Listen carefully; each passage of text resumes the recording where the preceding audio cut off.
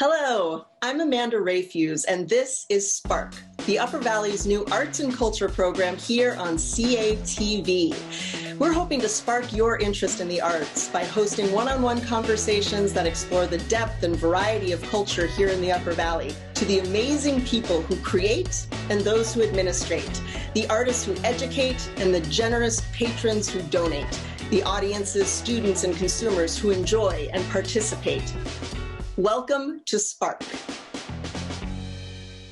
I am absolutely delighted to welcome my dear friend, a fantastic actor, and just a generous, kind, wonderful human being, Gordon Clapp.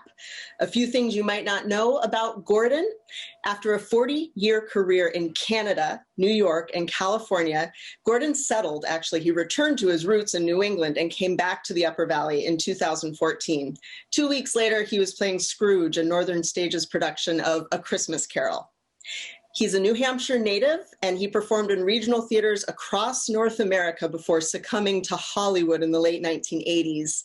Following a 12-season Emmy-Award-winning stint as Detective Greg Medavoy on NYPD Blue, he resumed his life on the stage, garnering Tony nomination and a Theatre World Award as Dave Moss in the 2005 Broadway revival of Glengarry Glen Ross.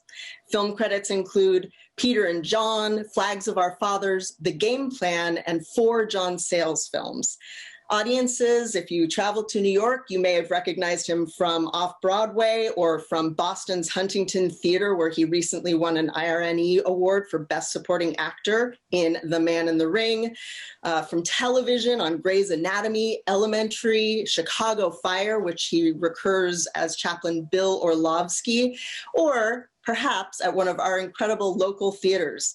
He's appeared at the Peterborough Players, at Dorset Theatre, at the new London Barn Playhouse in Art, Our Town, Picasso at the La Panagile and on Golden Pond, and of course at Northern Stage in A Christmas Carol, Doll's House, and playing Robert Frost in the one-man show This Verse Business, as well as in the world premiere of Jack Neary's Trick or Treat, which moved to Off-Broadway's East 59 Theater. So Gordon has had an incredible career across all the genres: film, television, voiceover, theater, and I'm just delighted to welcome you, Gordy, to Spark. Thank you for being here. Well, thank you. Thank you for the autobiography. Did you remember all of the things that you've done? Yeah, they're out there. It's all coming back now. Yeah. You jogged some memory there. So of that incredible career that you've had across all media, film, television, theater, can you just tell me a little bit about what made you want to be an actor? What was your first experience in the theater? What brought you into this world? Well, when I was a little boy, I just loved making people laugh. I had a good time making people laugh, and I always I can remember being on the school bus and trying to impress the girls with my humor. I remember loving the name President Eisenhower. I thought that was a really funny name. That dates me, don't it? Yeah, and then when as I got into junior high, I started I would memorize comedy routines and get up in front of the class. My French teacher would summon me every once in a while. Do you have any material for us today, Gordon? Oh. And then she got me. She cast me in a musical version of Tom Sawyer, and it was my most successful musical because I'm just not a musical guy, but I really committed to it, and I belted it out. And a couple months later, my dad took me down to the local Summer Stock Theater, which was an equity theater at that time, and he dropped me off and said, "Can you apprentice my boy?" But Brian Clark, who is still with us at age 92 or something, I run into him occasionally in L.A. Yeah. He took me in for the summer, and I had just an incredible experience as a 12-year-old. The other apprentices were in their teens. I fell in love with a an apprentice named Flo from Brooklyn, a redhead. Yes. Yeah. And, So that was we would have these acting classes. I don't know if they were daily or maybe a couple of times a week with Miss Jean Tufts of New York. And she would do acting exercises with us and do a little bit of scene work. And do you remember any of the acting exercises that she made you do when you were 12 years old? I remember. I remember she'd make us hold our tongue and 6 fat cats on 6 black rats sit and sit and sit till a lean old cat eats a big fat rat. Rat, rat. That's hard. And then they fight and spit. So the idea being like, how do you speak around that obstacle and get your mouth really moving around words? Right. Yeah. I suppose. I don't know. I haven't used that a lot. Yeah. Well, not in these COVID times. We're not sticking our hands in our mouths very much right now, are we? But she had me memorize my first important monologue, which was the prologue to Henry V, and it's still there. Is it still there? Stuff I did last week is not there anymore, but that's still there. And prove it. Let's hear a few lines from Henry V. But what I used to do, what I got fond of doing was trying to channel the 3 great sirs of British theater, Gielgud, Richardson, and Olivier, and I would split it up among them, and I would start with Gielgud. Oh, for a muse of fire that would ascend to the brightest heaven of invention, a kingdom for a stage, princes to act, and monarchs to behold the swelling scene. And then I go to Richardson. Then should the warlike Harry, like himself, assume the port of Mars, and at his heels, leashed like hounds, should famine, sword, and fire crouch for employment. And then to Olivier. But pardon, gentle soul, the flat, unraised spirits that have dared on this unworthy scaffold to bring forth so great an object. Can this cockpit hold the vasty fields of France, or may we cram with it this wooden o the very casks that did affright the air at Agincourt? And then Gielgud comes back in. Oh, pardon, since a crooked figure may attest in little place a million, and let us ciphers to this greater compt on your imaginary forces work. Think when we speak of horses that shall see them printing their proud hooves the receiving earth. What is your thoughts that now must deck our kings, carry them here and there, jumping or time, turning the accomplishment of many years into an hourglass? For the which supply, admit us chorus to this history. O prologue like, your humble patience pray. Gently to hear, kindly to judge our play. Yeah. Wow, it's still there. That's amazing. I swear I didn't do that 10 minutes ago. That was from when you were 12 years old. When I was 12. Well, I've done it a couple of times since. Yeah, but still. Mostly in the shower. I never got a chance to do it on stage. But yeah, well, maybe soon, someday. I'm sorry. You should have cut me off after. No, are you kidding? I was wildly entertained. That was fun. That was a great exercise. And I often use Shakespeare to get just different passages to capture a mood that I need for any role. There's universal emotion in Shakespeare that can be summoned if you know enough of those monologues. Yeah, and the epic nature of the emotion that lives in Shakespeare that you can. Yes. Yeah. Oh man. Okay, so that was the beginning of your career, and then we've talked about all of the other people that live inside you, like your character from NYPD Blue and from Chicago Fire, as well as the myriad theatrical roles that you've undertaken. What are the roles that sort of sit with you the most, or that you most resonate with, or that you just loved playing? Well, in terms of the television, the role that I played for 12 years on television was, he became my best friend and my most annoying friend. And I just love, just slipping into him every day. Not every day. It wasn't every day. And in terms of theater, aside from Robert Frost, which, we'll probably get into later, I loved the character in Glengarry, which was pretty far from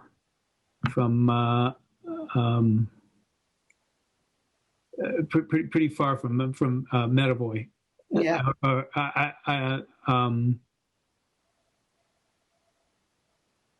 Yeah, and Mamet. Pretty far from Medavoy or Frost. Right, definitely from Frost, right? I mean, I won't ask you to quote. Yeah, I'm just trying to remember a story. The first day of Glengarry, the first rehearsal of Glengarry, and I'm there in a room with Alan Alda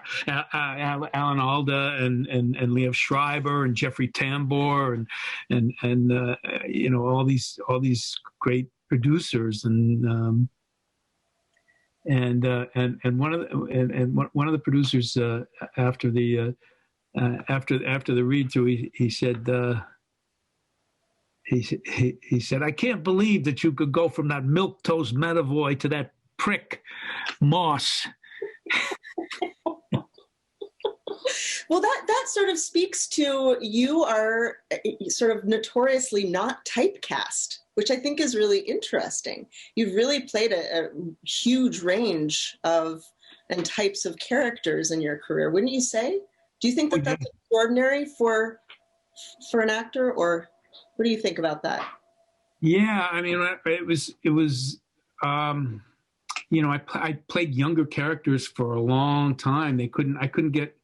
In TV, I couldn't get arrested for 40 until I was 45, and then just barely.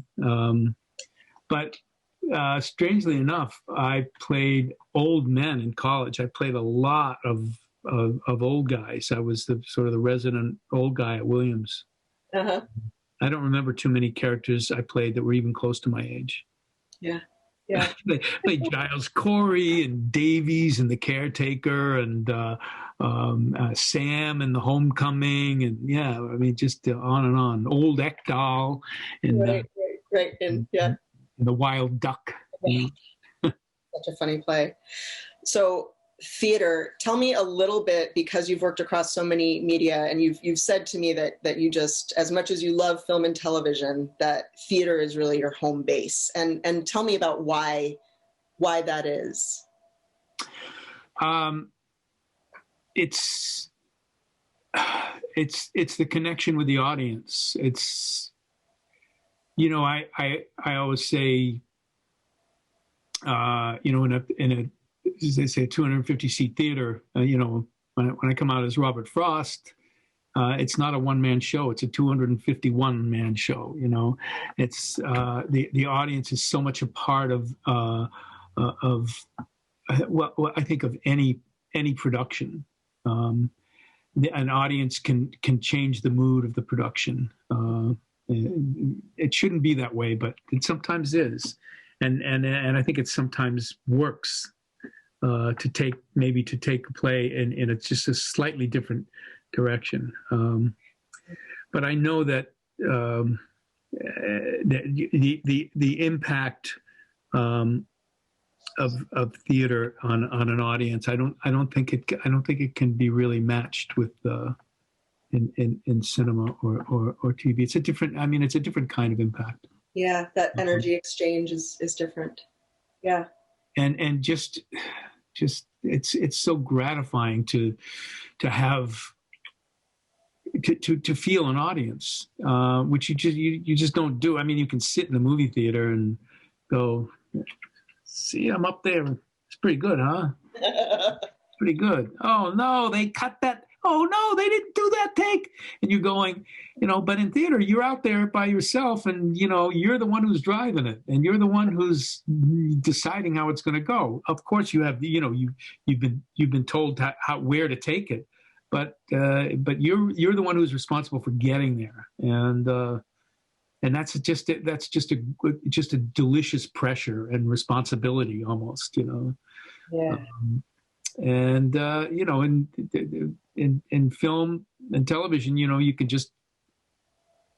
can cut and go back and do it again. Well, I do have to say that pressure is, because of how precious time is. It's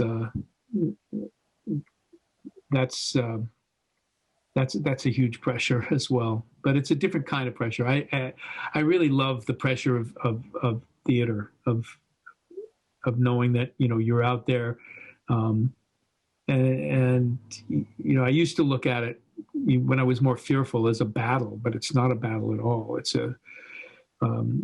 you have a contract with an audience. It's a dance, and you hope that they don't break it.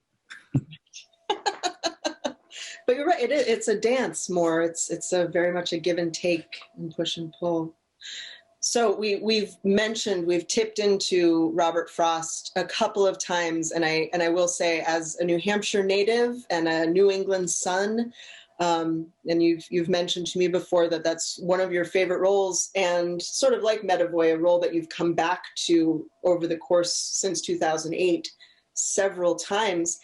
Can you just tell me a little bit about, or even a story from playing Robert Frost over the course of the years, and what that experience has been like for you? It's, I decided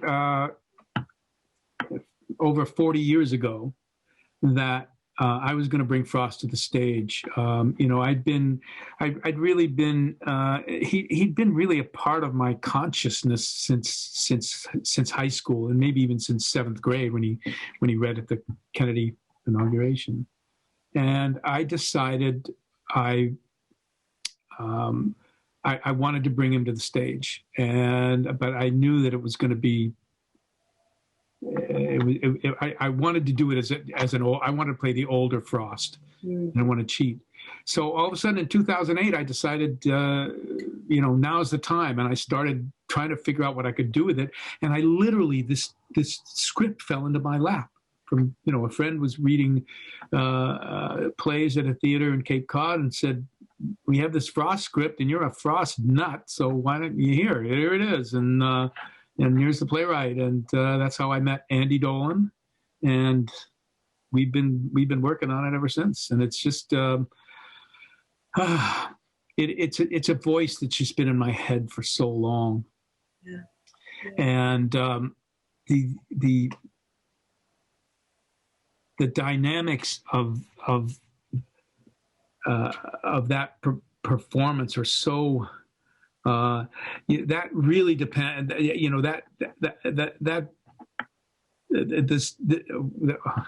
don't want to put it in terms of the success of the performance, but how it goes each night is really dependent on the audience, and it may be just one or two people in the audience that I come out on stage and I recognize the kindred spirits. Which is he talks about. He talks about what poetry is and what it's meant to be, and it's not about criticism or appreciation. It's about finding your kindred spirits.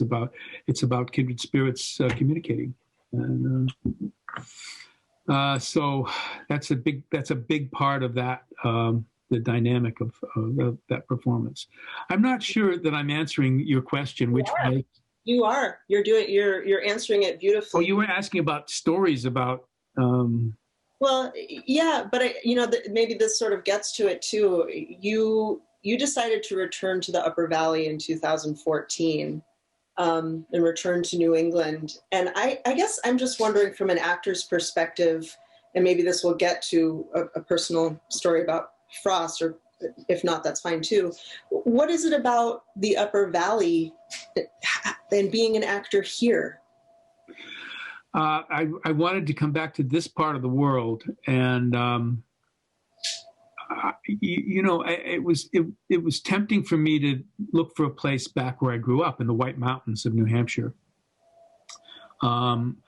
That's, skiing, golfing, and drinking. And I'm not saying that there's not an arts scene there. We had the summer theater for the same summer theater that that I went down to in seventh grade, closed and then reopened in the early 70s.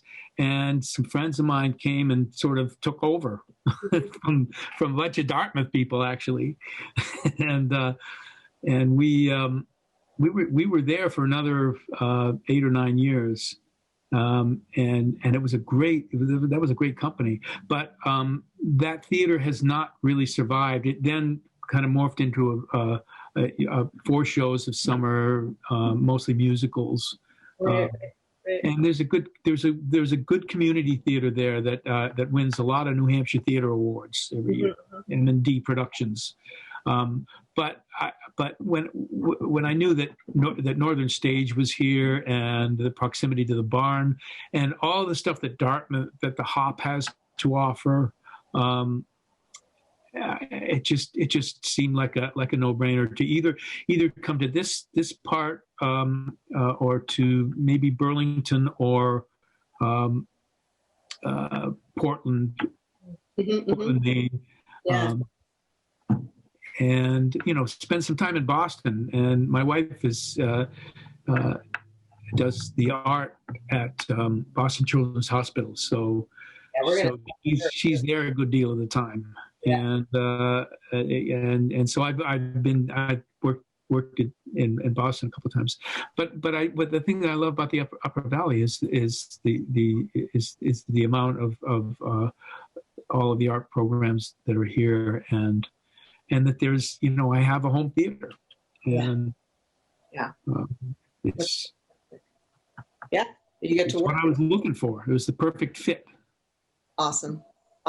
So Gordon, we just have maybe a minute. Could you close us out with a little bit of Robert Frost? Well, I want to say, because this is about the arts. You're talking, this whole program is about the arts in the Upper Valley and the importance of the arts. And just at the beginning of this verse business, he talks about. He says when I was 16, 17, when I came first into the arts, I thought that everyone who could followed one of the arts would naturally do that, I thought.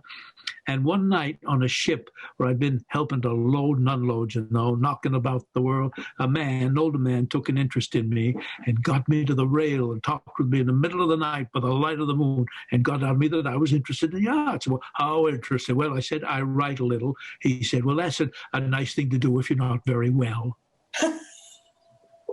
People would say to me occasionally, where does poetry come in? Some of you might be thinking that right now. What's it all for? Does it count?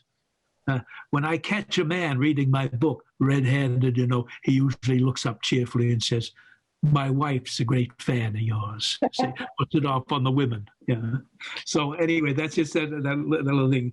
And, oh gosh, well, I don't know. No, that's perfect. That was perfect. Thank you. Thank you for sharing that. And you're right. He was an extraordinary man, and it's beautiful how you can bring him to life for us and his poetry to life as well. It's my most recent performance was a year ago yesterday, and this is the longest I've gone without doing it. Wow. Well, now you got to dip your toe back in for a moment anyway. Yes. Yeah. Gordon. Thank you for being a good audience. Hey, thank you so much I could talk to you for hours and hours, and I can't wait to have your wife, Elizabeth Gordon, which is so funny, on the show, and to talk to her about her work. But man, what a delight. You're just a delight. We're so grateful to have you in the Upper Valley. Thank you. You know how I feel about you. Thank you to Gordon Clapp, and you have been watching Spark, CATV's new arts and culture program.